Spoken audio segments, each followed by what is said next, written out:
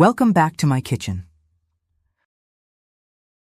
Today we're getting a little nerdy with the science and history behind gluten and focaccia bread. It's that beautiful, dimpled, olive oil-drenched flatbread that just screams comfort. And trust me, by the end of this, you'll also know exactly how to make your best loaf ever. First up, we're going to bloom the yeast and combine our ingredients in a stand mixer. Now here's the key to getting that classic chewy texture. We're going to let the dough hook do all the hard work. Gluten sometimes gets a bad rap, but in bread making, it's our best friend. When you add water to flour, to proteins, glutenin and gliadin link up to form an elastic network we call gluten. Imagine a microscopic net or a web stretching throughout the dough. As the yeast produces those carbon dioxide bubbles, this gluten network traps them, holding them in place and allowing the dough to rise and expand without collapsing. The more you work the dough, the stronger this network becomes. It's this very structure that gives focaccia its signature satisfying chewiness. It's a delicate dance. You need enough gluten development to provide structure, but not so much that it becomes tough. You'll know it's ready when it's smooth, elastic, and pulls away from the sides of the bowl. Now, let's talk about the supporting actors, who are just as important. First, salt. You might think salt is just for flavor, and you're right. It's essential for making the bread taste delicious, but it's also a multitasker. Salt actually strengthens the gluten network, making it more elastic and stable. At the same time, it helps to control the yeast. Without salt, the yeast would go wild, fermenting way too quickly and potentially exhausting itself before the bread even gets into the oven. Salt is like the director on set, making sure everyone stays in line and the final dish is just right. Can't talk about focaccia without talking about olive oil. Olive oil is just amazing.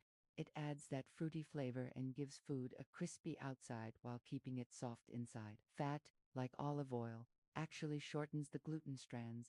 It coats the flour proteins and gets in the way of them forming super long, tight bonds. This is what makes focaccia more tender and less chewy than, say, a rustic baguette. Getting the right balance between kneading the dough to build gluten and adding olive oil for tenderness is the key to perfect focaccia. Drizzle a bit of olive oil around the ball of dough to coat it completely.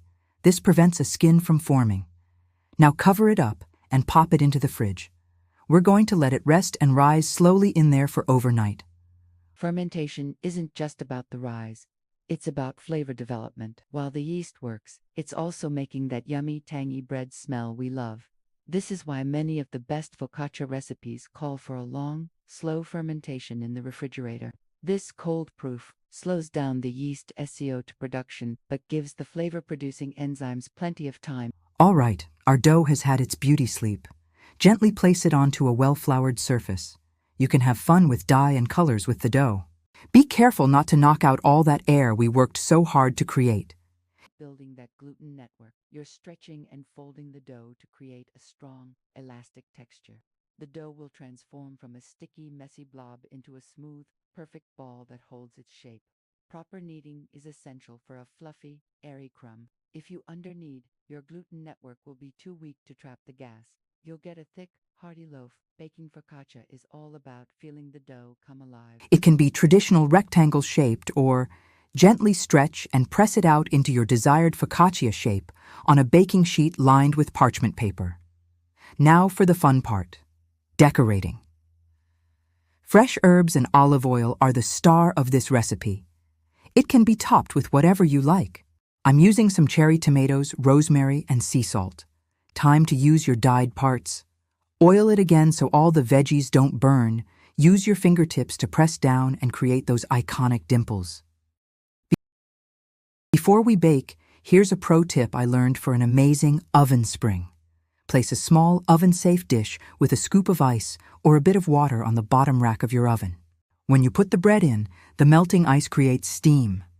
This steam keeps the crust of the dough moist for the first few minutes of baking, allowing it to expand and rise dramatically before the crust sets. That initial burst of rising is what we call oven spring, and it gives you a lighter, airy loaf that has a little extra rise. Bake it until it's golden brown, and your kitchen smells absolutely divine. Take it out before it gets too crispy. Look at that beautiful rise. Let it cool for a few minutes before slicing into it. It's perfect for sandwiches, dipping in oil, or just enjoying on its own.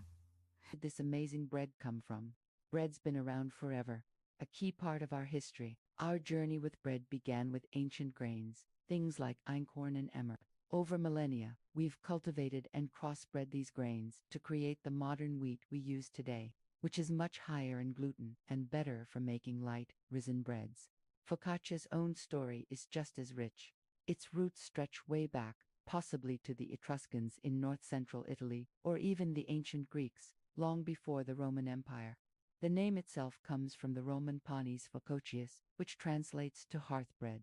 This refers to the practice of baking the dough directly on the hot stones or tiles of the hearth.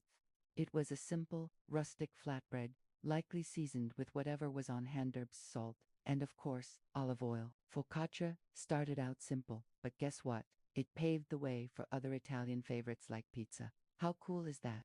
Some are plain, adorned only with salt and rosemary, while others are studded with olives, tomatoes, or even filled with Making recipes and memories. Next week, pizza.